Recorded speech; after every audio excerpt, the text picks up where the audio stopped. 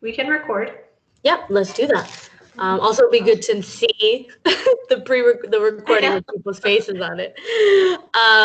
Cool. And Hi, I then just joined the meeting. Sorry. I don't know if you can hear me.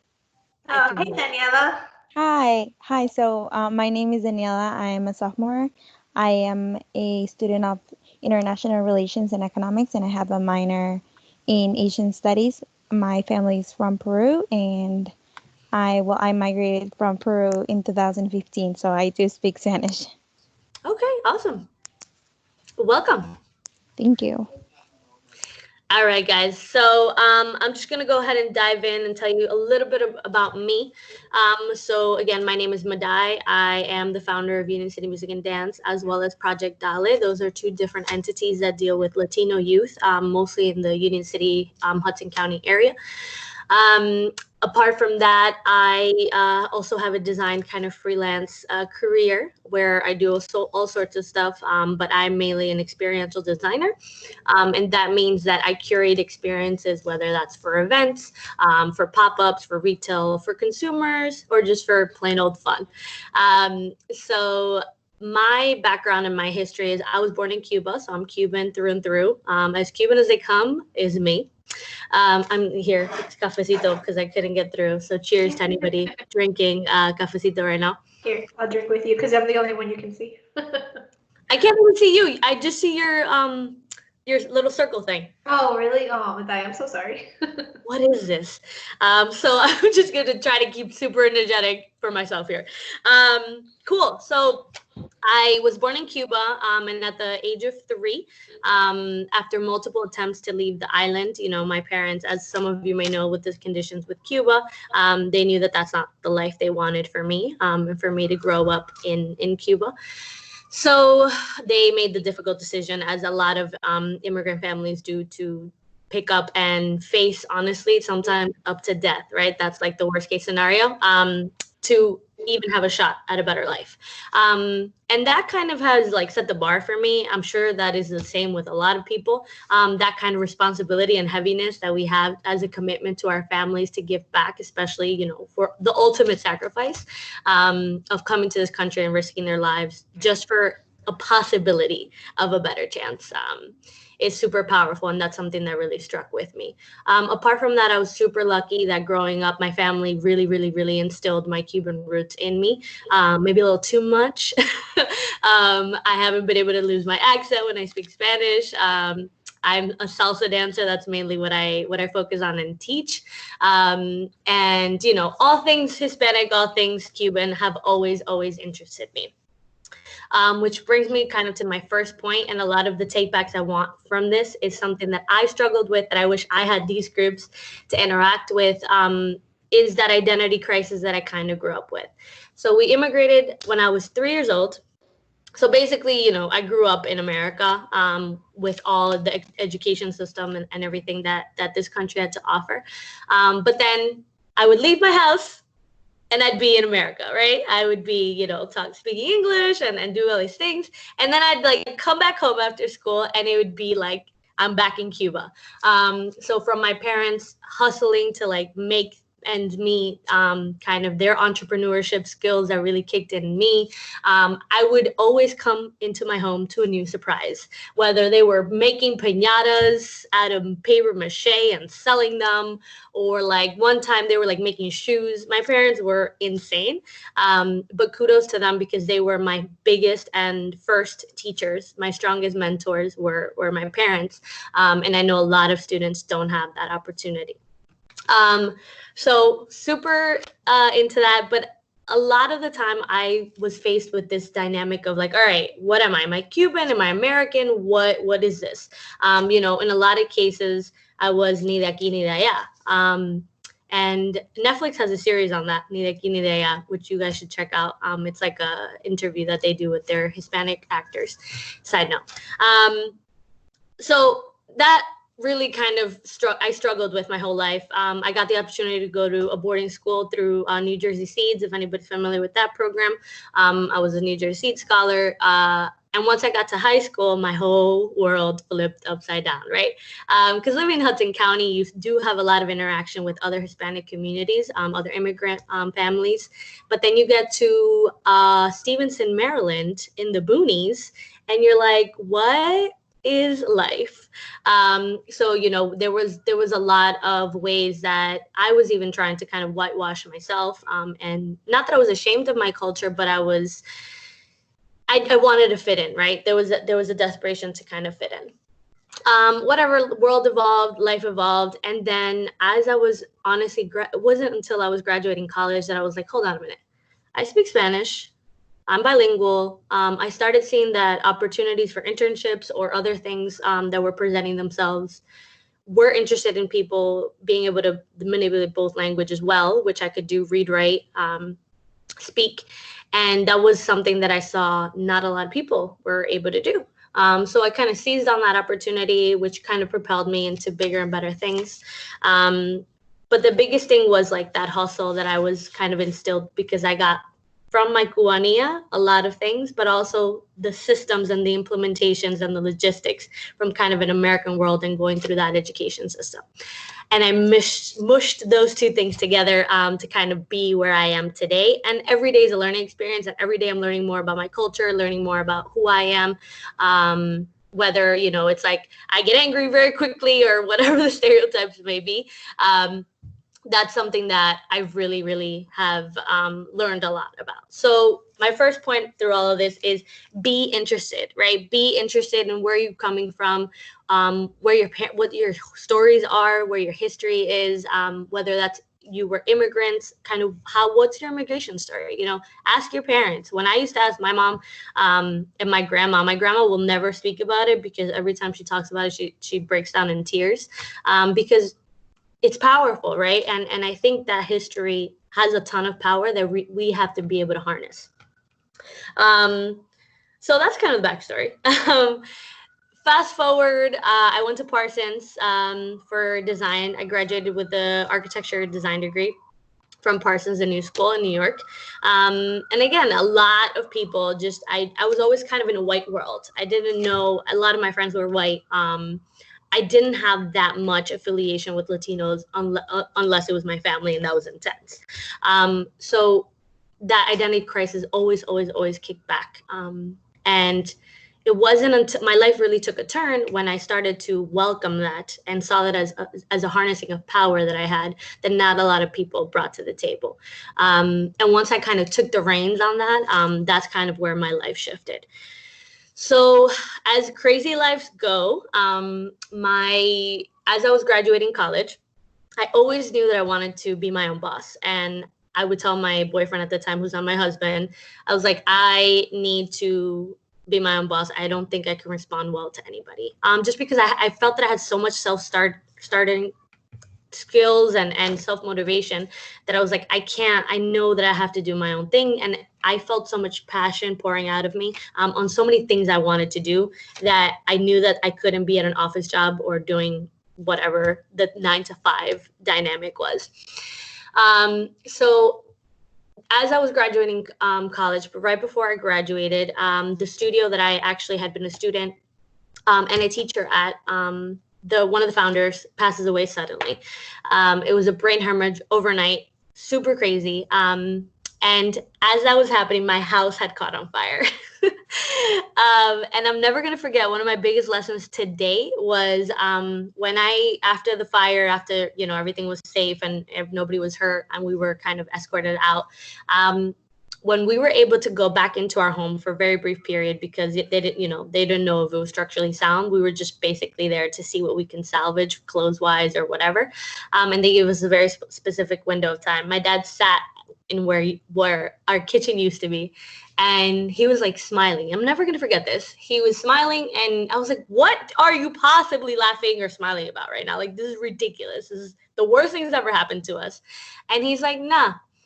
Because you know why, Maday? Every problem comes with an opportunity. You just have to be able to scope it the correct way.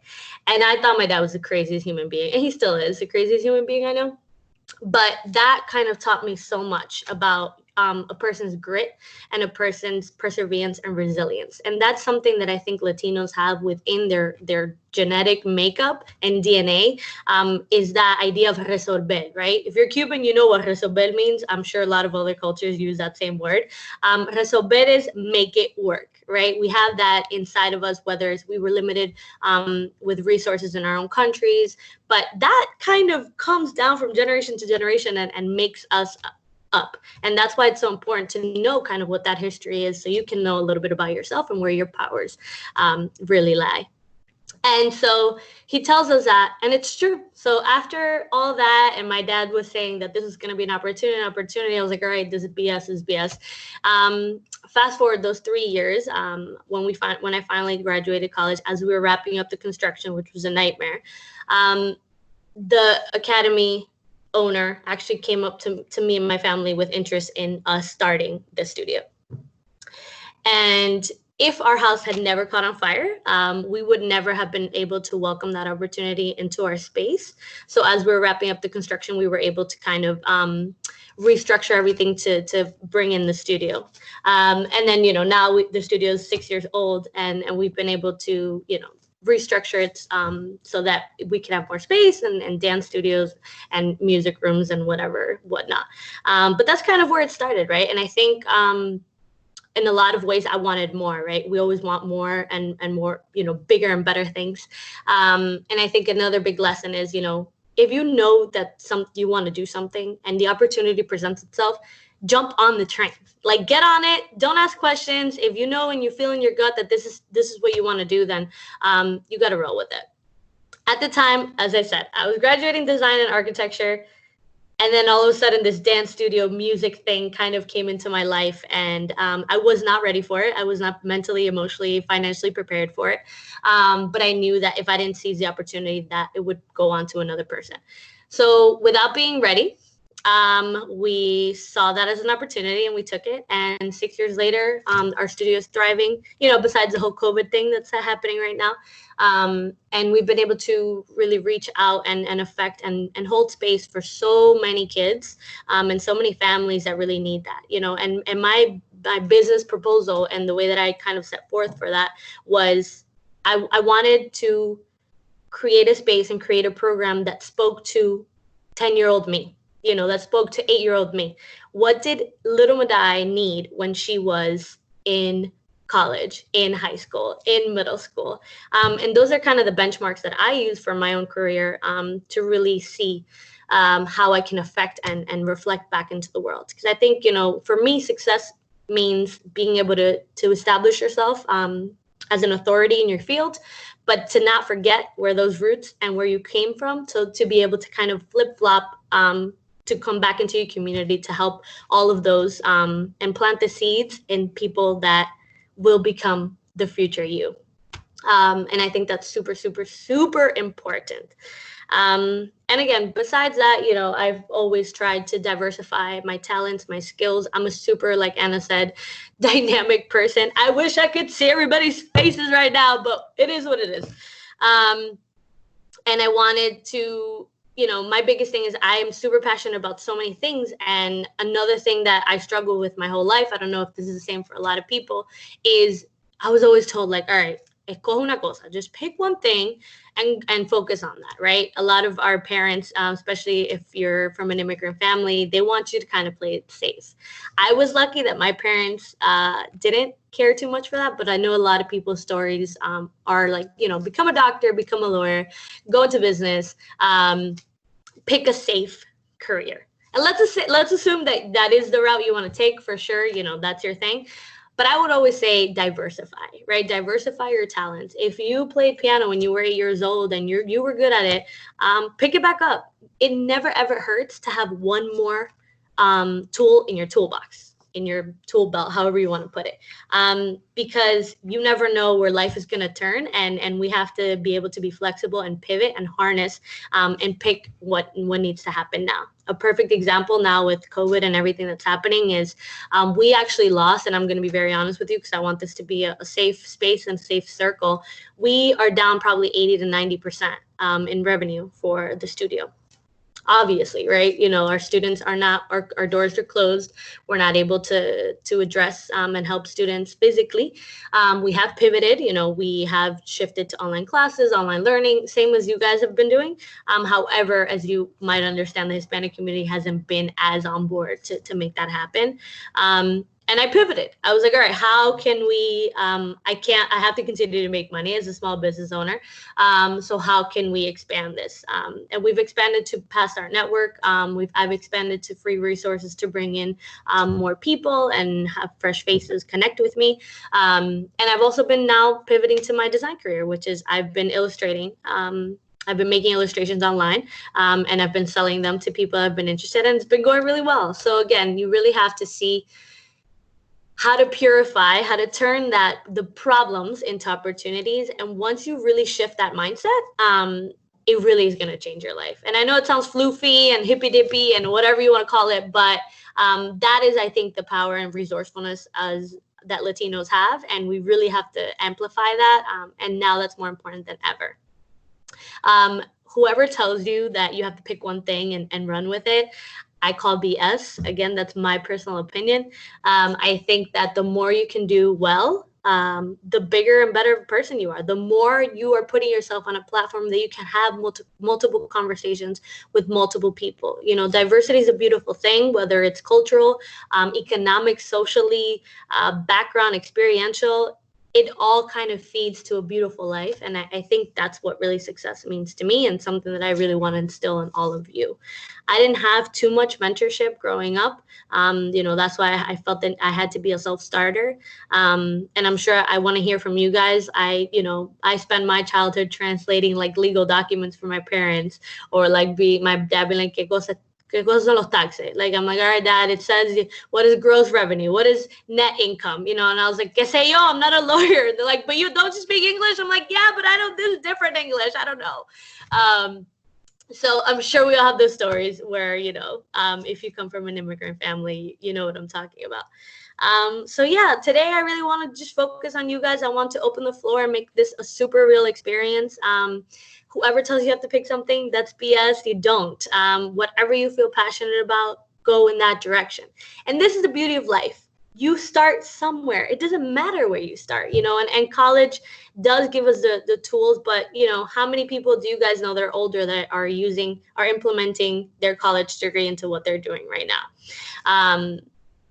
That's not an ideal situation, but it's the reality. I've always thought that, we're too young and too naive, and we need to learn so much more about ourselves before we can really make informed decisions about what we want to do for the rest of our lives. And I think I want to give you guys the relief and release some of that pressure that this is just the beginning. You will start in your first job. You will start, whether that's in the corporate world, whether that's on whatever that means to you, and you will pivot from there, right? What you gain there will inform your next decisions, and then we'll take you to the next, to the next, to the next. And it's okay to kind of have a jagged, weird map. I think that's what makes us rich, and that's what makes us super interesting, and that's what makes us fun. We're human beings at the end of the day, and connection and knowing your history and knowing all of that is all super important to kind of fill your cup, so then you can fill the cup of others. I think that's kind of where I want to end this little part. And then, so I'm interested in knowing about you guys. How, what kind of, do you resonate with that, having to help your parents? In a lot of ways, when you're a Latino kid, you are the parent of your parent. And me, I'm an only child, so that was extra for me. But, being able to understand yourself on a whole nother level is super, super important. So that you can make those informed decisions. Always, always, always having in the foresight. And I think another benchmark I have always set for myself is knowing that ultimate sacrifice that my parents made in choosing to come to this country, I've never wanted it to go in vain. And I think a lot of it, we will kill ourselves to make our parents proud, and to know that wasn't in vain. But in a lot of ways, you have to start shifting that mindset to be helpful to you and your personal growth, your professional growth. Whereas that was my beginning motivation, it's not so much anymore, right? I think I have done my part in helping that, and I'm really happy that with the studio we grew that as a family business, and I was able to employ my abuelita, to employ my mom, to employ my dad. So I'm technically their boss, and it was really beautiful to see that community come together. But now I'm kind of on to the next, while still harboring that, and moving forward with my other projects, with Project Dale, which was a leadership group for women, Latino women, or girls really, pre-college age, to gain experience, because that's all life is about, gaining experience so that you can speak on that and you can speak to different people on that. The more you add to that your life stew, the better I think off you'll be. All right, Anna, if you have any questions, or anybody in the group has questions, I want to hear from you guys. I want to know what resonated from you, if you think I'm crazy. You're not crazy. You're not crazy. Okay, so couple things. One, you were getting a ton of nods, as in like, yes. Yes. Yes. So you were getting a ton of nods. Where I saw the most smiles and the most nods was really where you touched upon when you left the house, you were in America, and then when you came back, you were Cuban. And it was like two different worlds that you were kind of stepping into. And then when you went down to the boarding school, it was really, you had a lot of Caucasian friends. And I think we've even talked about this in different events that we've had here at Seton Hall. A lot of our experience has been, we enter the university and there's, 12% of us are Latinos, or even though 44% of Seton Hall students are minorities, of those 44%, 12%, are part of the Latino culture. So I think that, something that might resonate a little bit deeper with that is kind of, how did you take those two worlds and unite them? I know that in speaking with a couple of different students throughout, my time at Seton Hall, a lot of them, even when we did our event in February, have said, I feel like I can't speak the way I speak, at home or with my friends when I'm in a professional setting, or when I'm with, my other friends, that you kind of try to tweak your accent or change the way, you look or you walk or you talk, because you don't want those things accentuated. But I think what's really beautiful is when you can embrace that culture and that heritage and really just like take your home and, the outside world and kind of unite them into one. 100%. And I think, that was something that was super intense in my life.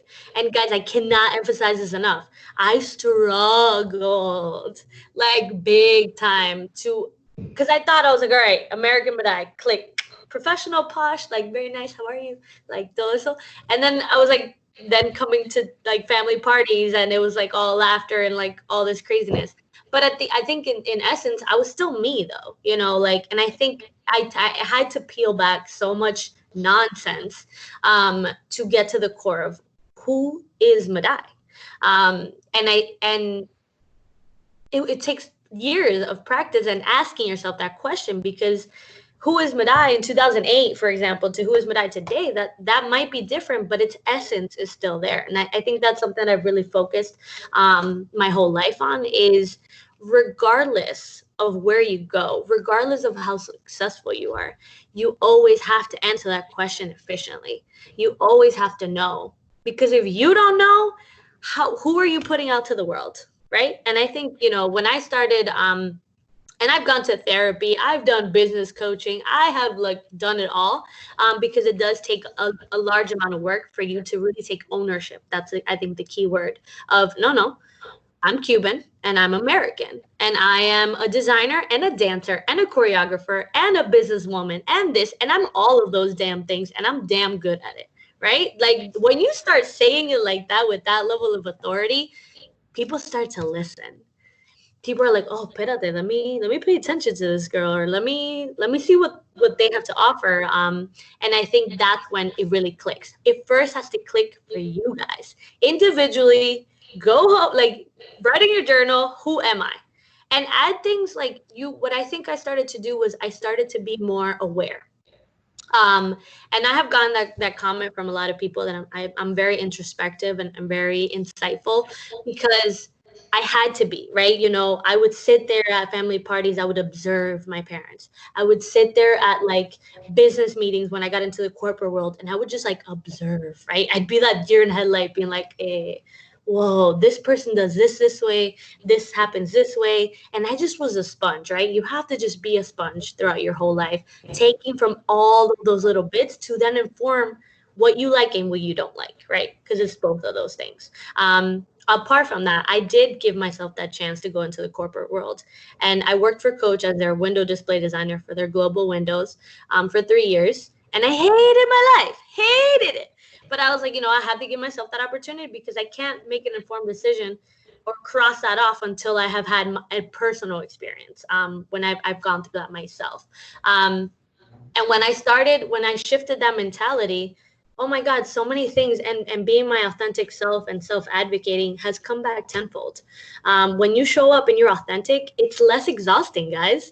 It's when you're real about who you are, it's so much easier to just live life and like have that relaxed mentality of like I'm sure of who I am, I'm sure of my history. I find power in that. Or even people have had hardships, that informs you. Every single experience informs your life. It informs your decision making, and you have to be able to listen and speak on that. It's still something that I'm working on and I will forever be working on. But don't lose yourself. That is you always have to have that super clear. You have to know yourself better than anybody anywhere. Like I said, I always, I'm very like spiritual in the sense of like, I generally believe that you can't fill from an empty cup. You have to really be good yourself before you're able to help others, before you're able to close a business deal, before you're able to get that job, because life is all about that energy that you're putting forth. And you need to really take care of that energy. You need to really take care of yourself. And I think that comes from knowing your history, knowing your past, knowing your family, knowing what you're about. Because you never know, right? You never know who's watching. Siempre hay un ojo que te ve. That's something my family used to say. So when I present myself, I try to do that the same everywhere. And I can't be American Maday and then a Cuban Maday. No, I have to be American Cuban designer artist everywhere. I have to keep, pushing that image in all platforms. And, I actually didn't, funny story, this is something that I didn't really have clear until I'm 20, about to be 29 now. Until like this year. When 2020 hit, I was like, yeah, se acabó this nonsense. I am who I am. And I'm here and I want to be present and I want to be authentic. And I actually I used to only have the studio's Instagram. And this year I started my own Instagram. And it's been awesome, that I've been able to have a platform to be just, who I am personally and not have to hide behind my business or behind Project Dollar, the nonprofit. And I think people want to know your story. People want to know that you're different. Because that's what gives you an extra edge. And you have to just know that that's awesome. Know that you know how to say, like, my husband to this day thinks I say quesadilla weird, but I don't think so. But it is what it is, and we laugh about it. And it's just, it will inform and will make your life funnier and happier and more fun and full of love and light and brightness. I think you have to bring your own flair always. I'm going to pick on somebody who's on the call. Yeah. I'm going to pick on Gabriella, who is one of our scholars. She's a senior and she's awesome, but she shares that same kind of like fire that you feel for your Cuban heritage, for her Puerto Rican heritage. So Gabi, if you can hear me, if you can hop off mute and kind of add to how you embrace their heritage and how you kind of represent yourself within Seton Hall University, because in addition to being our scholar, she's actually the president of the Adelante student organization, which is this the Latino arm, the student Latino arm on campus. So I'm gonna pick on her for a second. So Awesome. yes, I just ran from the room because my mom is working besides me. Okay. So I couldn't hear that last part because I was like rushing out. I was like trying to. So can you repeat that, please? Can you hear me? We can I get Okay, you can hear me. My connection is not really good in Puerto Rico, so I come and go. Okay. So can you repeat the last part? Because I was like rushing out of the room to be able to. Oh no, it's okay. So you are, kind of the same fire that Maday has for her Cuban heritage. You have Yes, for I've been nodding my head all the time as You've she been getting talks. that, Maday. So just if Yeah. you can share with us a little bit about how you resonate with how much she cares for her Cuban heritage, the way you represent yourself within Seton Hall with your Puerto Rican heritage, because Gabi is straight up like just loves everything about Puerto Rico. Yeah. Um, I mean, it's again as he's been talking, I've been like nodding my head. I'm like, yep, I Mhm. I see it. And for me, being Puerto Rican was my main identity. It has always been.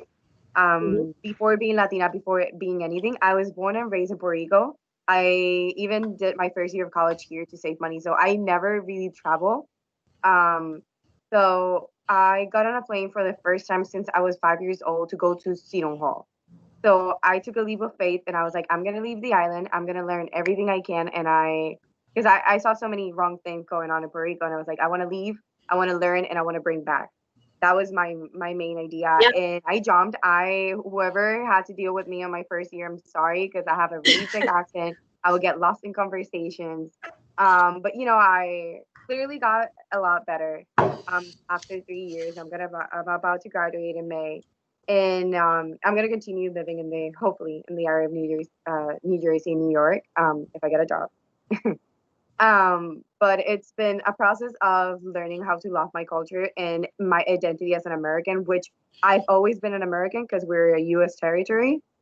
Mhm. But I never really developed that sense of being an American. So for us, when we call an American, it doesn't include the people in our community. It's a division. So Right. going to New Jersey, it was a whole process of learning that I was also part of the American community, even though in Puerto Rico, and this happens a lot in the islands in the Caribbean, when they refer to the United States, they say allá afuera. So like Mhm. it's a sense of division between those communities, and I had to build that identity of being an American as a Latina, that Mhm. sense of being. And it's been a process. It's truly been a process, especially when the majority of the people around you doesn't look like you or it doesn't come from the same culture. And I was used to that. I was never the minority, so that it it was a process. And I definitely understand your struggle with identities because Yeah. I had to go through it already as an adult. So I think it was even harder than maybe, not even because I feel like I'm really proud of being born here. And it's even different when I get to speak to students in Adelante Mhm. that grew up in New Jersey, because then some of them don't get to that identity as a Latina until they go to college. I Yeah. had people tell me like I never looked much into my culture until I went off to college. And for me, it was Yep. the other way. I was looking into my American identity when I went off to college. So definitely being agreeing with a lot of things you've been saying, and it's inspirational because I'm going into the job market right now, and it's overwhelming sometimes. When I look into jobs and I'm like, am I capable of doing that? Am I prepared to be in an ambient where I have a safe haven at school, which is the Yep. Latino Institute, and I live in that office. I hide in that office most of the day, so I have that safe net, and thinking that I may not have that when I go off into the work market, into the workforce, it kind of makes me nervous. But I've always been peleona, and I've always been bien terca. So I know wherever I go, I'm just gonna roll with it. Yeah. Yeah. Well, you have to, again, and I think this is something that we all have to understand. Life is always adding. Right. And I remember this quote that I had to pick for New Jersey States for an application when I was like super young. And I chose life is the art of drawing without an eraser. And that was very fitting to me because I'm like, yeah, you fuck up the lines and then you do it again. You're like, oh, this turned into something unexpected, right? Yeah. And I think that is something that mentality that we have to continue. Like today is a new day, right? We're gonna go to sleep, and then tomorrow va a ser otra cosa, and it will continue to happen. Not being able to everything that you already have until now. This network, me now, Anna, everybody that's part of this. It's going to be an addition. And then tomorrow you're going to meet another set of people, and you need to know that you're always going to have that backing. You're always going to be connected, because if you come from an authentic place and you're, that was a genuine connection, then it's always going to be there, right? And I think that helps us navigate, having those groups, having that support to be able to go back and be like, bro, I know what you're talking about, right? And for me, in addition to that, was that I chose to be an entrepreneur. On top of that, on top of being Latino, on top of being a woman, I'm a business owner. So it's like triple minority whammy, where a lot of the times there's this loneliness that I struggle with to understand, and I question, I'm like, do other people have this issue? Are other people feeling this way? And it's not until I jump in these calls where everybody's kind of in the same boat, where people are like, yes, me too. And I think that's why this is important, to have these conversations, to be able to connect with people like you. I think you hit it right on the head when you said it's not until you jump on the calls, when you're seeing all the nods or hearing all the questions and everyone agreeing with you, that you're like, oh, that's great. We're all in the same boat. And I think, if anything, what I've noticed, the thread across all these sessions has been, the resiliency that all our guests have had. And I think, especially for the students that have been with us since the first virtual session we had, I think, in the first one, Manny Mercedes talked about, being resilient and pivoting and, continuing to be progressive and positive in what you do. And I think that, everyone is kind of hitting that on the head of, you need to always diversify your skill set, and you need to, really embrace the change. So I would love to hear from, another student, if anyone has any other thoughts. Hello, can you hear me? We can hear you. Okay, good. Let me turn the camera on. Okay. Hello, my name is Spencer Hinton. I'm the graduate assistant at the Latino Institute. Firstly, Maday, just thank you so much for your time and for sharing your expertise. I will say that I am not Latino nor a woman, but a lot of what you have said resonates with me. And ironically enough, I was having a conversation just this morning with the Black business owner in East Orange. I'm helping him out right now. And he was talking about having to have this double life of being, a Black man in a Black neighborhood and having to mix with these professional white circles.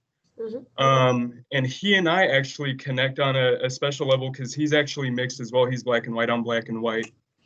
And, when he was coming up, he struggled with living in a Black neighborhood and a white neighborhood. And it wasn't until that he could understand himself and reconcile with himself that he became, a more competent professional, that he could really tap into that. And that's something, that I think across, all different like ethnic or gender lines, like that is critically important. I was 22. I actually started a nonprofit myself that's centered on enhancing financial literacy of Title I high schoolers in Tennessee, where I'm from. And, because of like the stuff that I dealt with inside, I felt like I wasn't able to better understand myself. If I'm not there to help myself, I'm certainly not totally there to help others. Right. So that's critically important, especially for everybody on this call besides Nick, because, we all aspire to be professionals. It's going to be, it is a profoundly indifferent experience if you are a woman in a professional workplace. And while things are changing, unfortunately, they're changing for good. I think it is extremely important to know yourself, especially as a minority or a woman entering the workplace. So no, I think that's just such a solid takeaway for everybody, and I appreciate you emphasizing that. Thank you. And that actually brings me to my next point. Self-advocacy, right? It's super, super, super important. Nobody is going to advocate for you. Your parents aren't going to take you through life agarrando de la mano, like holding your hand, and be like, you should talk to this person. You need to talk to this person, right? And I think that's it all truly, guys, 100% stems from understanding you, understanding your worth, Understanding then how to project that into the world, right? Because it's like, okay, I know how to do this. I have this skill set. I trained in college to do X, Y, and Z. And now what? Do you guys feel comfortable? Tell me to just throw your resume out and be like, all right, crossing my fingers. Let's see what happens. How do you feel about that? Is there a sense, what's the first word that comes to your mind? What feeling comes to mind when you are thinking you're going to put your resume out and be like, let's see what happens? Give me words. Doubt. Yeah. What else? I would say uncertainty. Uncertainty, doubt. What else? Fear, possibly. Fear, for sure. What else? So it's pretty nerve-wracking, I would say. Yeah. All those words, similar, right? They're synonymous. Now, here's how you change that narrative. You take reins, and the way that you cancel out fear is you say it out loud. You say, I am scared of not being able to get a return call on something I'm putting out there. And then, okay, you write that shit down. Sorry, excuse my language. And then you go, all right, how do I eliminate that from happening? How do I eliminate what's making me feel doubting myself, fearful, etc.? And you're like, all right, I guarantee you will come up and you will brainstorm at least 3 to 4 things that you can do to cut down the probabilities of that person either not responding or saying no, right? I swear to God, go rack your brain and you will get to a next step. And then you're going to take it a little further and you can say, what are the actionable steps? How am I going to turn that fear into fuel to make this happen so that I can get the result I want on this? You are self-promoting. You get on Instagram. You get on TikTok. You get on whatever platform you need, and you speak on what your skill set is. And like for me right now, with the way that I'm pivoting, I am doing illustrations online. People are paying up to $60 for me to illustrate them online. They're coming out dope, whatever. People are loving them, but I'm not an illustrator. And then my fear was, okay, but now I don't want to put myself in a niche where people are like, oh, Maday just draws. No, I don't draw. This is an in, right? And I have expanded my audience. And now I can, on top of my illustrations, I can speak to the camera and, give them, say, these are how I choose colors. This can then turn into a space. This can turn into an event when all this crap is over. You have to self-advocate. And for me to be able to pivot, I had to think about my website. How are you showing up for your audience? Even if it's 2 people, consistency works. And then that person that you thought when you send your resume out, you're like, shit, whatever. Even if you're a lawyer, even if you're not in the creative field, you have to take ownership of your skill set. You have to, because when you get to an interview or a pitch meeting, or you're trying to sell somebody on something and you are not able to really say, look at everything I can offer you. Look at this. I have thought of this. This is what could go wrong. You need to analyze all that in your mind and have it super, super, super well for you first so that you can speak on that. And when you have that, oh my God, I guarantee you, at least you're cutting that down by at least 60%, if not more. Hi. So can you see me again? I see your name. I don't know. This is weird. I'm literally speaking to myself here. I have a comment. Okay, so I have a comment what you said. I think it's great. I feel like sometimes I need that because I grew up in Peru, and I don't want to generalize, but I grew up in a culture that is more about like being humble and not really like talking about like how much you do and coming here and get rid of that girl, get rid of that. But at first I had like that inner conflict because like Gabby mentioned, I also had like she had like a identity conflict crisis. Yeah. It's something that I like, being more humble. It's something that I associated with my Latino culture, my heritage of and there's no need to like be competitive with others, but here it's totally different. And I am actually part of a leadership institute at the School of Diplomacy in Seton Hall. So seeing like my peers to be very authoritative and just having that kind of leadership style where I am more of a people-oriented person. Like I want to create that nice environment for everyone.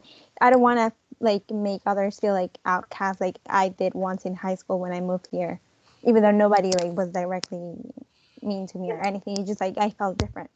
So it, I mean, like even like definitely now I'm much more confident. Before I would never even raise my hand to participate. Like this would not be me right now asking you a question or participating or anything. So did you ever come across that problem? And I don't know if you would have any advice. I don't know if anybody has these issues as well. Just, not knowing where it's enough to brand yourself and when you're being like arrogant or anything like that. Oh, Like big time, big I time. would never want to come across like that. No, never, never. Absolutely. There's definitely, I would say a fine line between, being humble and being confident. And then, taking it to the next level of being, overly, let's call it cocky, if you will. Think, I think part one of that is finding your audience, right? Because the way how I'm speaking and how I'm showing up, I'm going to attract a certain amount of people and a certain amount of energy or a certain type that you might attract. But that's fine, right? That's why I think, there's so much abundance in the world. And when I've never really felt like competition is a real thing, but I don't know. I come from a mentality that like, hay algo para todo mundo, like lo que está para ti, nadie te lo quita. And I really, really, really feel that way. That's why authenticity is so important, because the way that you show up and the way I show up are going to be different. And that's fine. The world needs you. The world needs me. The world needs every single person. And you bring something super specific to the table. That's why when you know yourself and you know your worth, you can say it like this and people will still listen. You can whisper that shit and people will listen. Because they know that you know what I mean? Like it's being uncomfortable is a different set of issues. I come from the ability, we always have to straddle being comfortable and uncomfortable. And I think every other day we need to feel uncomfortable, right? Because if we're not uncomfortable, then there's not a lot of room for growth. If we settle into something that we feel good on, then what's next, right? Like when we lost all of that revenue with this month has been really tough for us. I could have taken the panic route and I could have been like, shit, fuck, everything sucks. I'm gonna go like drink. But I was like, all right, let me pause, give yourself time, understand yourself enough to give yourself time and say, okay, how do I build myself up? How do I pivot? How do I do this in a different way? How do I address? And I felt super uncomfortable. When I first started putting those illustrations out, I'm not an illustrator. I felt super uncomfortable. I was like, I have no idea how people are going to react. And then I was shocked that, people were really vibing with it. So you have to always feel a little uncomfort to be able to grow. And never, ever, ever, I think, will there be a moment where being arrogant is one skill that I don't sit well with. I think anybody, no matter the level of success, can find humbleness. And when you come from a place of humbleness, that's where you gain people's respect. Even if you're the best of the best of the best, I don't think it's ever excusable to be arrogant. And I think absolutely, Latino cultures come from a submissive type of mentality. So we just have to find that middle ground, right? We can't be chusma, but we can't be submissive. We have to be somewhere in between. And know when to gradiate those levels is important too. But that comes from reading your audience and reading what you're trying to gain. And who you're speaking to, right? There are kids like for me as a teacher, when I have my teacher hat on, there are students where I'm like, dale, let's go. What's wrong with you? And they'll respond to that. And there are other kids that if I say that to, they're going to completely shut down. So, being able to read who you are talking to, and again, that comes from observation and being introspective and having all those tool sets to really deal with all those situations. And it's possible. It's definitely possible. I think, Danny, to just add to your original question is, I've you have to embrace your skill set. You know, you as a scholar, you belong to, you know, the Bacino Leadership Institute, and that's very prestigious at Seton Hall. And I think, you know, having seen your resume and your cover letter, you know, you have an exceptional set of skills. And I think, you know, even just going through the diplomacy and international relations program, you know, is a challenge in of itself. So I think that when you put all those pieces together, kind of like what Maday said, when you add all those foundations in and you have all those different experiences, you know, it's really about embracing what you're able to bring and embracing your expertise, because, you know, you've done research for different professors and you've done papers and you can talk about, you know, macroeconomics and microeconomics. And, you know, I didn't study diplomacy. So if you start talking to me about that, like I would not, I would not respond, you know, the way that another international diplomacy student would. So I know Gabi said she has a comment for you as well, so I'm gonna let her talk. So I work with Dani in classes and in different organizations, and I know where you're coming from. I know we have both different personalities, but I was not always outspoken, and I would overthink, especially when I had to speak in English, and that was one of my insecurities when I got to Seton Hall, and I had to deal with it and go, overpass it. But I think culturally, the Latino woman tends to hush a lot and tends to undersell themselves because it comes from the culture. Our culture is submissive, shut down, don't speak back. I think one of the things I heard most growing up, like, oh, you speak too much or you're too forward. I'm like, no, I have things to say and I'm not wrong about it. And I should be able to say it, because if a male would say in the classroom, they will applaud them. But then when I said them, they thought they even my female friends would be like, you're too intimidating when you talk about politics. So I should shut down and I should hush myself, because I'm a woman and I shouldn't speak so passionately about politics, because it makes others uncomfortable because they're not used to seeing it. So when you have a skill set and you're passionate about it, ¿qué importa? Just speak up, because the people that need to listen to you, they're going to, and those that feel intimidated, and there's a reason for it. And I feel like don't undersell yourself. And I feel like many situations they think that people that are leaders have always to be harsh, or they always have to be, like, come really strong. And I feel that there's other ways to be leaders.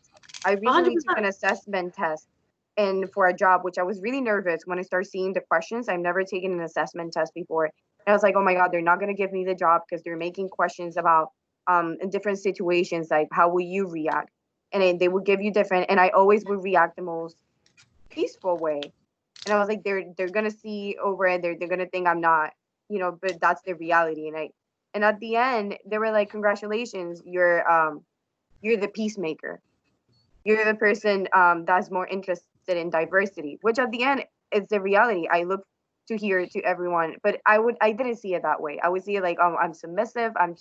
Sometimes I stay quiet, but there's good things about that too. So don't no te vendas bajito porque te veas que you go down. Like it's not about that. We have different skill sets and different ways of being leaders, and you have your own way. So just because you don't act the same as others people, it doesn't mean that you're not going to be as good as them. I always think about Maday. Last year, we welcomed Dolores Huerta to Seton Hall University, and she is just like an iconic labor rights activist. She used to be the right hand of Cesar Chavez. Like, it was like historic that she was at Seton Hall. She was actually at Seton Hall University back in the 1970s to protest labor rights in the state of New Jersey. So I remember one of the big things that she said was, if you don't see a seat at the table for yourself, you got to grab a chair, scoot in between someone, and give yourself a seat at the table, and you have to speak up. And she talked about how when she was younger, she didn't really embrace what she was going to do. And then as she started finding her voice, she realized that she had something incredibly important to say, and she didn't care that you didn't want to listen. She was going to tell you anyway. And she is an amazing woman who in her adulthood went on to become a she's still an activist. I think she was arrested last year. She shared with us. because she was protesting in Washington, D.C., but it's almost like one of those things that we've been talking about of you have to embrace, your skill set, and you have to, advocate for yourself, because as Maday shared a little bit earlier, no one's going to advocate for you. And, a lot of our students here on the call, we've talked about, salary negotiations. And I know, Gabi, you and I have talked about that plenty of times of, what salary do you ask for when you first look for a job? How do you negotiate that? How do you tell an employer, what, like, this is a good offer, but I think I'm worth more because of XYZ that I add to your company. So, we've had those conversations, and I think that, just today it's been just brought up all over again, to the top. But I'm gonna stop talking because this is not my session. I'm gonna see if anyone else wants to add anything or to ask any questions or anything like that. And I do want to add that there are multiple leadership styles, right? Like I said, there's always going to be, like, my type is not going to cater to everybody. And I believe, if we're scientifically speaking, there's 4. You're either like amicable, something or something or something or other. That is also good to know. But it's good to know kind of where your voice is and where you're naturally speaking to. And how you're naturally speaking and coming across. That's why feedback is so important and conversation is so important, because that informs us, right? Our friends tell us, oh my God, you're too much, or you're intense, you're this, then that starts to inform, because sometimes the vision that we have for ourselves is not at all the same as to how the world sees us. And that's what was happening to me, right? I needed to match. My issue was all my insecurities and everything that I was going through. I wasn't matching what I wanted people to see of me. And it wasn't until I started to show up more authentically, which made me super uncomfortable, but it was me, that people started to be like, oh, I'm interested. Oh, I see you now. Oh, yes, this makes sense. This is, and I think taking that first step is super scary, but that's where growth is, right? Even if you're scared, you go in the direction of your fears. And that's kind of our slogan for Project Dale, which is the nonprofit that I started. Go in the direction of your fears. If you're not constantly going in the direction of your fears, then what are you doing? Stop complaining that your life sucks. Stop complaining that this is hard. You go in the direction of your fears, of whatever that means, right? That can be like, I'm fearful for speaking here or asking a question here, or I'm fearful to ask my job for a raise or whatever. You show up and then you respond, period. Because once you're there's no turning back, and you would be shocked and you would be surprised as to your level of resiliency that you don't even know about yourself, right? When our house caught on fire, I didn't know how much a human being is able to take until you're put in that situation, right? Because the woulda, coulda, shoulda go away and you start reacting. And that reaction is super informative to who you are as a leader, as a person, as a business leader, as a creative person, whatever it is, it really helps. We have a question from one of the students. Hit me. Hi, I'm Elisa, and I was here at the first virtual meeting because I want to share a little bit about myself.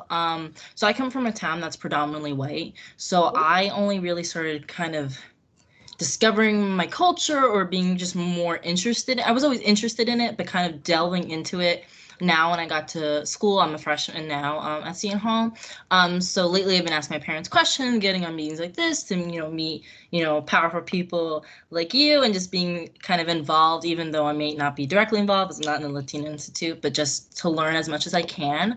So I was asking, do you have any advice for me, being that I came from a predominantly white town, and, you spoke about the kind of, identity issues that you went through, and I kind of resonate with that because throughout my life, I was surrounded by all these people who didn't look like me. I was, the one Latina in the school, and I remember first grade, maybe there's 2 of us, and then by senior year, there was 6. But still, we only went up by 4. So I was just asking, what advice do you have for me, just kind of navigating through that, learning more, but also making sure that I'm not learning the correct way, but like I want to hear everyone else's story. Like I met Gabby during Women in Diplomacy, and your stories immigrating to the country really resonate with me. And just learning more about my culture rather than going back and being comfortable, as you were talking about before. So I was just wondering if you had any advice for me on my journey. I think you're doing it. You're here, and that's huge. I think you guys have really, every single person that's in this call, give yourselves a huge round of applause, because I'm sure there's resources open to a lot of people, and they're not taking this opportunity, right? They're not. You guys are going to leave from this discussion differently than when you came in, and every discussion from here on your whole life will inform you in a different way, and will add to you in a different way. So I think you've already taken the first step, and that's the thing. You guys aren't seeing the power of that, but it's super powerful. Not everybody will show up and take this time to really isolate to be able to have this conversation today. So my suggestion is continue to show up. Small steps matter. Poquito a poquito se llena buchito, as my parents used to always say. Little steps, showing up, even if it's just to listen, even if it's to listen to a podcast, all those little things are going to start to add up, and they will add up. And like, it's if you put a coin in a jar every single day of your life, all of a sudden forget about it. All of a sudden you're going to look back and you're like, whoa, I have money, right? It's the same concept. You have to feel that, don't force it. You have to be authentically excited about it. And you will, when you naturally are interested in something, guys, there is no thunderstorm, snowstorm, there's no obstacle that can possibly get in your way if you want to get there. Excuses are excuses, right? And I think when you come from a genuine place that you really want to learn and you're curious and all of that, it's going to happen. You're going to gravitate towards it. It's like, when you're looking to buy a car, all of a sudden you see that car everywhere, right? Has that happened to anybody? Or you just learned about something and all of a sudden it's coming up everywhere in your life. It's not because it wasn't there before. It's always been there. It's just that you just aligned yourself with having that perspective to see that clearer. And I think that's the best way to put it. Does that make sense? No, yeah, that does make sense, because actually, even on Instagram, going through my Explore page, all of a sudden, like, Latina women are popping up, and it was like 2 years ago. I don't remember seeing this. So, like, seeing people, Dominican people with their big hair and all this stuff, it's exciting because, I'm learning, and it's kind of a time for me to, digest it and take it in and then just embrace it. So, I'm here to learn, and I'm kind of excited about it. So, and that's actually a great comment that you just made, like that the Instagram algorithm has picked up on the fact that you have liked these certain things without you even noticing it. You know what I mean? So like, you're already doing that. You're already taking those steps. You need to trust that journey and trust that little by little, this is going to take time. And eventually you're going to look back and be like, wow, I did learn a lot, that I did take this journey on. I'm already on the journey. All right, Melanie has a question. Yeah, I just had a comment about this. My journey as, I could call it journey, I guess, but my life as a Latina has been a little bit different in the fact that I didn't immigrate from any country. I was born and raised in West Orange, New Jersey. Mm-hmm. My mother is Dominican and my father is Peruvian, so I didn't have that experience maybe like Danny or Gabby, which is totally admirable. But I do want to say, like, don't put yourself down because maybe our story as Latinas is a little bit different. You know what I mean? Like, the fact that I'm in tune with my culture, I think sometimes people try to play it down like, but you were born in the United States, so like, what are you even talking about? And no, you know what I mean? Like, we still have to go through that struggle when applying to jobs, that struggle when somebody sees that your name has a different, sounds different or you look different. And I think that it's really important to like immerse yourself in like your parents' stories, immerse yourself even in the food, even in like learning Spanish, how you said that you were doing. Like, I think it's so important not to, kind of like shy away or maybe go back, because my community was a little bit more diverse. It wasn't all white, but I did understand the fact, like what we were talking about, like, okay, this is how you act around the people who are white. This is how you act around the people who are black. This, you know what I mean? So I think it's like super important to just like embrace this and kind of like make it your own. Like, yes, I'm Latina and maybe my story isn't the same as yours, but I still have love for the culture. I still understand what it means to feel all these things that we do as Latinas. So yeah, I just wanted to say that. Yeah, and I think it's important to understand that we're all part of a greater community and that all of our stories matter, right? I think that it's like, oh, you're entitled to this and you're not entitled to that. That's kind of wrong, and that's also why I started Project Dalek, because I was seeing that even within the Hispanic community, there was conflict in between, like, oh, but you're Mexican and I'm this, and I don't get along with, like, no. And that was something that was kind of annoying to me, because, and something I want to also add to all you guys is, I'm a hyphen, right? I am Cuban American. You are Peruvian Dominican, is that right? And we are hyphens. Focus on that hyphen. That hyphen means you're valuable in more than one way. You're more three-dimensional than your average Joe. And when you start to see that little dot, that little slash hyphen really matters, really start to gain that, to give you perspective and all of that. In my experience, like, why can't I, for instance, I love the Mexican tradition of the ofrendas and the Dia de los Muertos, to really celebrate our ancestors, and to be able to continue the storytelling, right? That's something that Anna and I have talked a lot about. Storytelling is important, because when I'm married to a white dude, he's super white, doesn't get whiter than John, and when me and him have kids, right, I'm gonna have to really take the reins of him, on that little human being, understanding my culture, because that's super important, right? If I grew up and my kids didn't take an interest in seeing that, I'd be hurt, because you're half Cuban and you're half American. That's what happens when you come to this country, right? A lot of us will procreate or not, or be with other people that are not of our same culture, but you still have to have that very much clear, so that you can speak on that, because I think that's what's going to make that person powerful. So, like, why can't I, as a Cuban, not celebrate that Mexican tradition if I love it? I love the meaning behind it. Why can I, pick a day where I tell our kids about their ancestors, and like, on his end, his grandfather was a pilot in the war. That's amazing, and things like that, where we should be able to kind of pick and choose from, and not appropriate, right? That's a different thing, but to celebrate and highlight that, and to bring it and make it your own. Any other questions?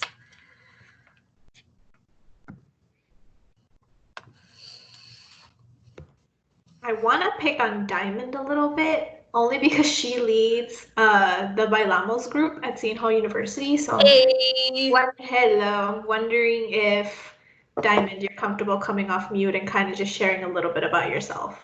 Yes, hi, I'm Diamond. I'm an accounting major at Seton Hall, and yes, I'm the founder of Unidos Bailamos. It's a new dance club on campus. And so, I just wanted to come in this chat to, first off, thank you, Maday, for sharing your expertise and for bringing so much empowerment to this conversation. I truly appreciate it. And, when listening to you, I was not only like nodding my head, I was clapping, I was snapping my fingers, because everything you said was really resonated with me, because not only do I want to go into the accounting field once I graduate from college, but I also want to become an entrepreneur, owning my own dance studio also, kind of like sharing my passion with everyone in my community or in society in general. So just like one question I have is, what advice would you give to myself or any other entrepreneurs that would like to have their own business? Yeah. Entrepreneurship is something, I think it's more of a personality than kind of like a set career, right? I think if you ever in your life have been interested, like as a kid, and you like made friendship bracelets, and you're like, I could sell it to my family for 5 cents, or if I did this, like, pay me for it. If you ever had that little bit, or if you have interest in it, then you're already an entrepreneur, right? Because I think it really is a mentality. Because, like I said, it's a super lonely road, but you have to be able to embrace that. You have to be able to be self-motivated and understand that there are hardships, just like everything else. I like to consider it as like kind of like a shit sandwich, as in, like, no matter what you choose to do in your life, there is always going to be hardships, right? There's always going to be obstacles. There's always going to be stress. There's always going to be like tough projects, tough coworkers. You know, there's a lot of that. A harsh boss, whatever it is.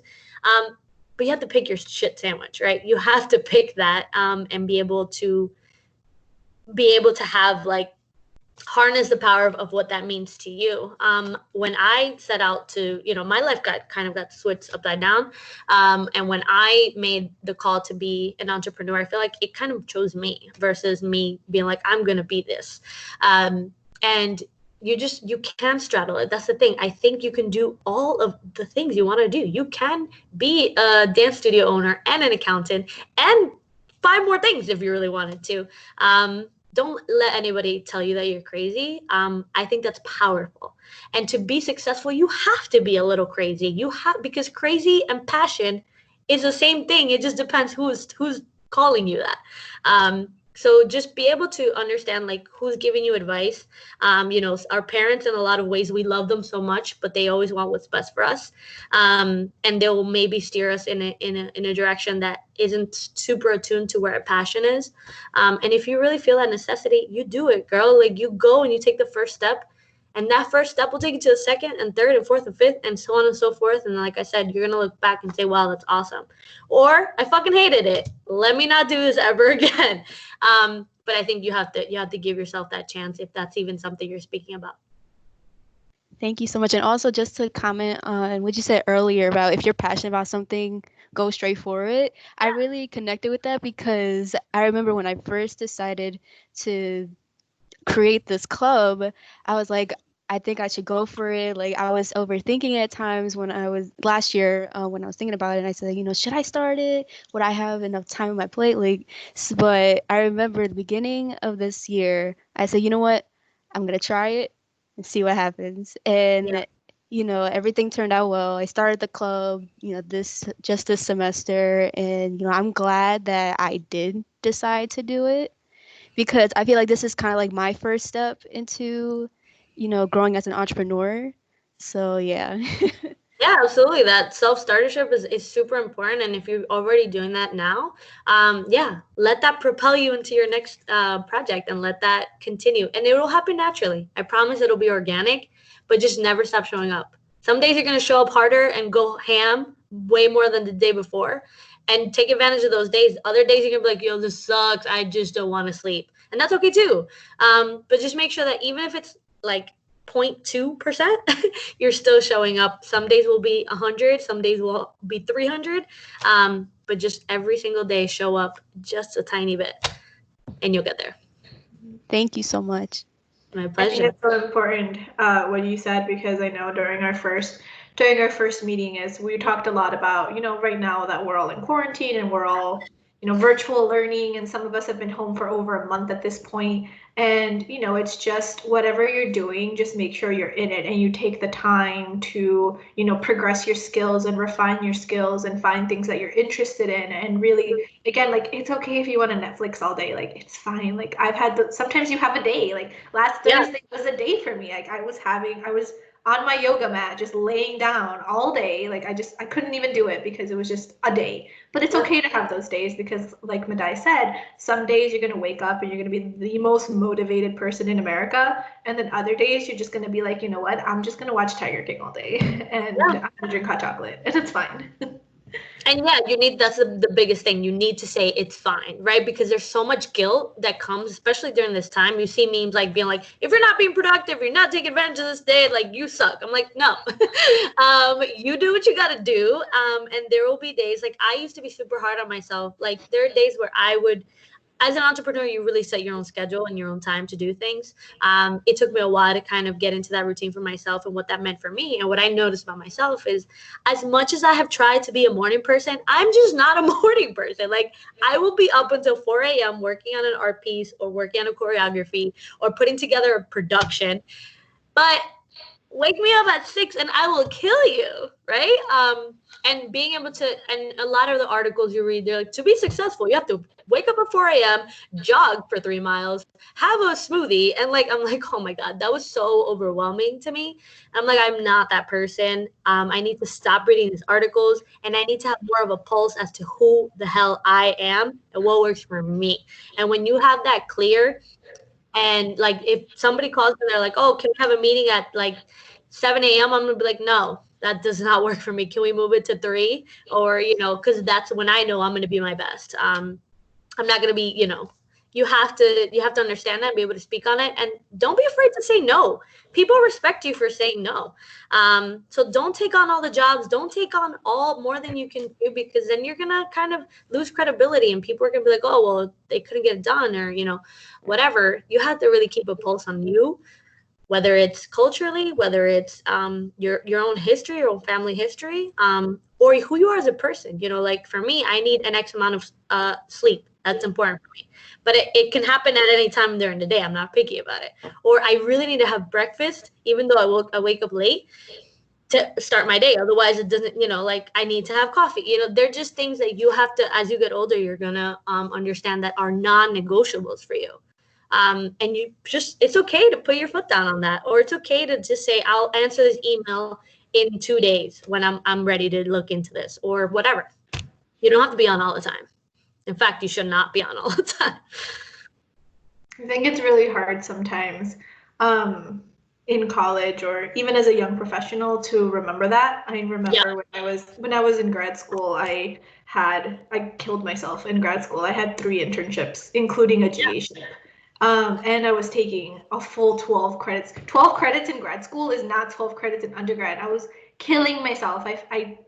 I don't even remember sleeping during grad school, but it was so hard to reconcile, like taking those days off. I would work through the weekend and I would be like, I need to, do all this, but you don't have to do all of it. And you have to find a balance between, your professional life and then your personal life, because now I look back and I'm like, I don't remember those 2 years at all. I don't remember I don't remember everything that I did in grad school, or I remember not being there for my family, or not being there for my friends, when I was busy studying or working or doing some other thing. But I think as college students, and some of the conversations I've had with you guys, is sometimes we forget to do that, and we forget to put ourselves first, and kind of tying it back into, the things that we've heard in the other sessions of Café con Joe's is, you need to take that time for yourself. Like Manny said it, Nathan said it, Alicia said it, Maday is saying it. Like, you need to really find that balance between, what you need to do and what can wait. And I think as a Latino person, we also grow up with the mentality of a workhorse mentality, right? Our parents will have rolled up their sleeves and gotten dirty with a lot of the things that they have had to do to kind of survive in this country. And maybe it's not your immediate parents, but the parents behind them, your grandparents or your great-grandparents. At some point within your lineage, you have had somebody just like really grinding. And there is definite power in hard work. However, we really have to understand that, like, that's not our reality, right? Because when my mom's like, bueno, cuando yo estaba en Cuba, I'm like, hold on, great, but you brought me to this country to work smarter, not harder, right? And I think we really have to celebrate that, because when we as Latinos talk about mental health, or like emotional intelligence, and floofy words like that our parents like, ¿Qué es esto? What are you talking about? And you're like, no, mom, dad, this is important. And you have to give yourself the grace, because they didn't have the opportunity to even pause for a minute to think about all these other things. And we do. That's the beauty of it. Harness that power of understanding that you are in a position where you can think about your mental health, where your parents have worked hard enough to give the baton to you, but when the baton was passed, so many other things came with that, right? You're now in this country, you're now in a better place. Maybe you were they were facing dangerous situations like my family was, politically, and now I'm not. Like, my life, my day-to-day life is not kind of at stake. I don't have to kind of hustle to find a loaf of bread. We have to tell our parents that back and say, I appreciate that. However, my reality is different, and I thank you for that.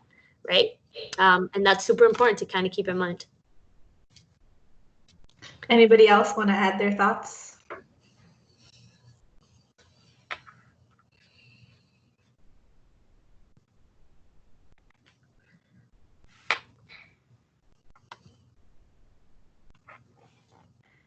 I think we're good in terms of questions and in terms of sharing. Maday, if you would like to share your final thoughts with us.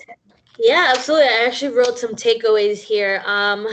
Number one, guys, is if I really think whether you were born in another country, where you were here, whether you're first generation, whether you're whatever, if there's some sort of Latino blood in you, you really have to ask your parents, ask your grandparents what your story is. I think that's going to be really helpful, so that when you guys have kids, if you're interested in that, you can inform them. And I think we have to really, really be set our foot down in that storytelling and be able to continue that heritage from generation to generation, right? That preservation of culture really is so important, that we all do collectively, no matter where we're from, to instill and to really continue to set the Latino precedents in this country, to say that we're here and we're here to stay, and we're powerful, right? We're not a nuisance. We add value to this economy.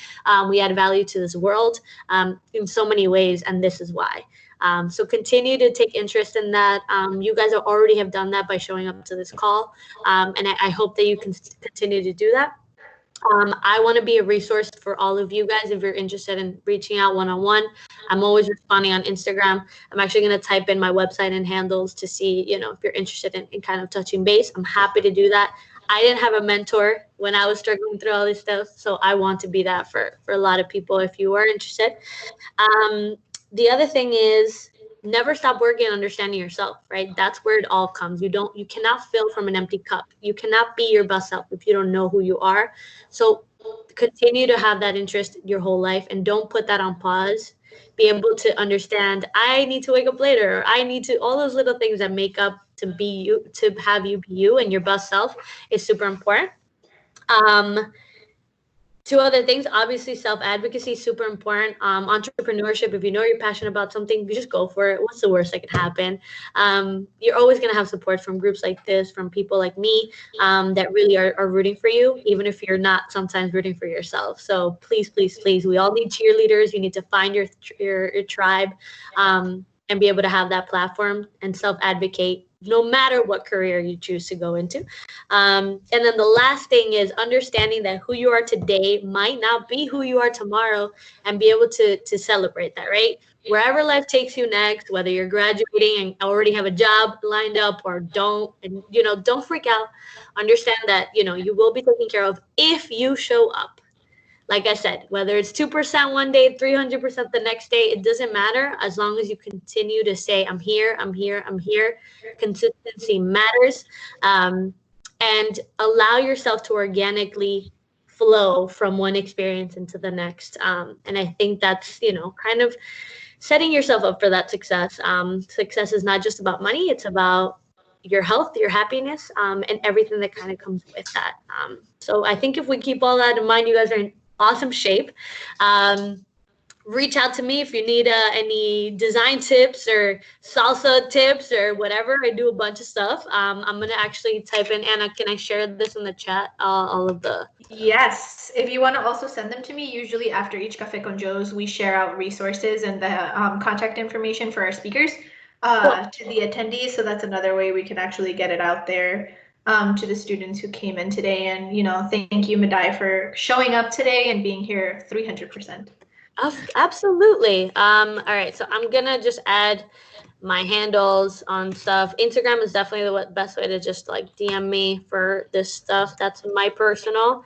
UC Music Dance is what the studio that I own, and then we have at Project Dale, which is another resource that I started for Latino young Latino ladies that are also struggling with all these things that you guys are struggling with.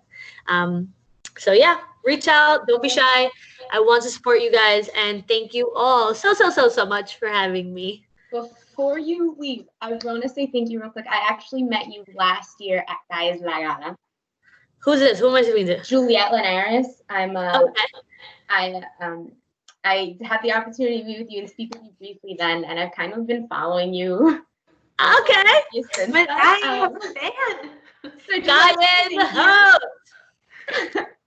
is that it? that's awesome. Well, welcome again. And yeah, continue to be connected with me, guys. Like that's what I'm saying. Like you and me aligned because we both authentically are into this thing. So it's like I'm always gonna show up to these things because it's generally who I am and what I love supporting. So we have to keep doing this. More of this, more of this.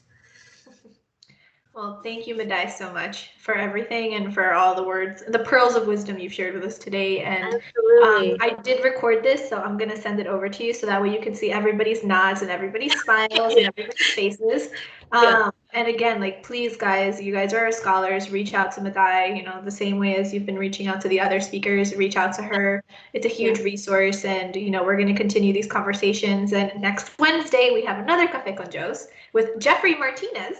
So we have Martinez back to back. But I will see you guys all next week. And if you guys need anything, you always know that I'm available via email. And, you know, thank you guys for coming. And, you know, stay safe, please. Don't go out. Absolutely. Dale, guys. Everything is possible. It all starts with you. All right. Bye, guys. Bye, guys. Thank you so much for having me. Thank you. Thank you so Thank much. you. My pleasure.